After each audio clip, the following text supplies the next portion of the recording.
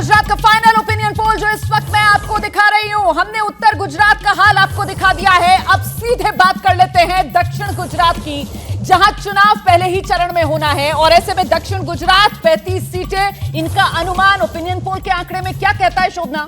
बिल्कुल, बहुत दिलचस्प आंकड़ा यहां से भी है। हमने उत्तर गुजरात के आंकड़े रोमाना दिखाए अपने दर्शकों को, और जैसा कि ये आंकड़ा आने वाला है दक्षिण गुजरात का, सूरत, भरूच, वलसाड, नवसारी, तापी, डांग और नर्मदा जिले हैं इसमें। और ये देखिए बीजेपी को 49% वोट शेयर यहां पर मिलता हुआ दिखाई दे रहा है, कांग्रेस को 26%, आम आदमी पार्टी उत्तर गुजरात में 20%, और यहां पर अगर हम दक्षिण गुजरात के आंकड़े की बात कर रहे हैं तो 19% वोट शेयर जो है वो आम आदमी पार्टी को जा रहा है, 6% जो है वो अदर्स के खाते में जा रहा है। पाटीदार और आदिवासी इलाका है ये यहाँ पर। ये जो रोमाना जो वोट परसेंटेज है, अब सवाल यही है कि जिस तेजी के साथ बीजेपी का वोट परसेंटेज बढ़ रहा है, क्या सीटों में भी इस बार वही इजाफा हमें ओवरऑल आंकड़े में देखने को मिलेगा? बिल्कुल नहीं, 2017 के मुकाबले तो नहीं बढ़ रहा है वोट शेयर। दक्षिण गुजरात में भी घटा है बीजेपी का वोट शेयर। दक्षिण गुजरात में पिछली बार 54.1% वोट शेयर बीजेपी के हिस्से में आया था। अभय जी,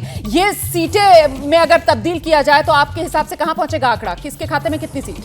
देखिए, हम सी वोटर के सर्वे का मेरे लिए एक ही संदेश है जी।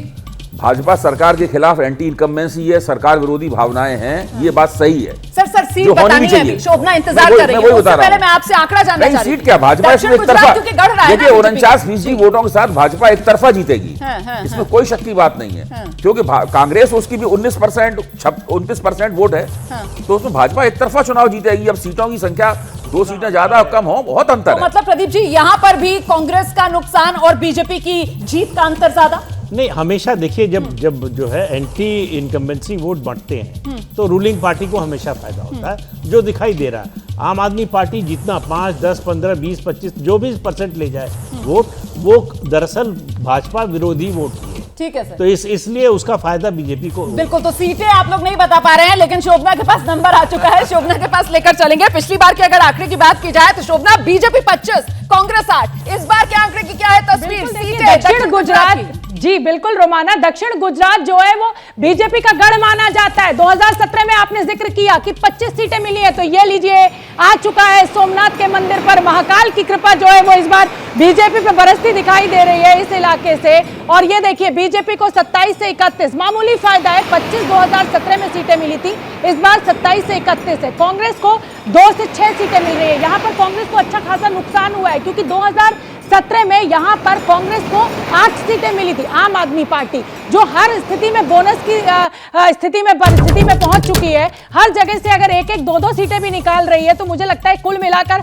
8 से 10 सीटें हो जाएंगी। तो दक्षिण गुजरात में बीजेपी को 27 से 31 सीटें मिल रही हैं। कांग्रेस को जो नुकसान होता हुआ दिखाई दे रहा है वो 2 से 6 सीटों पर सिमट रही है, 2017 में 8 सीटों पर थी। तो रोमाना, जैसा कि आप जानती ही हैं रोमाना, दक्षिण गुजरात बीजेपी का गढ़ माना जाता है। मामूली बढ़त यहां पर दिख रही है, लेकिन जो आम आदमी पार्टी की सीटें बढ़ी हैं वो कांग्रेस के खाते से कटी हैं। और क्या मजबूरी है मेरी, बताइए।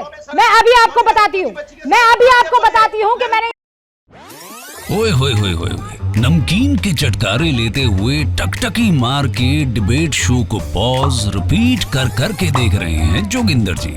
इनकी तरह आप भी देखें अपनी फेवरेट डिबेट्स को रिपीट कर, और डाउनलोड कीजिए एबीपी लाइव ऐप अपने स्मार्ट टीवी पर।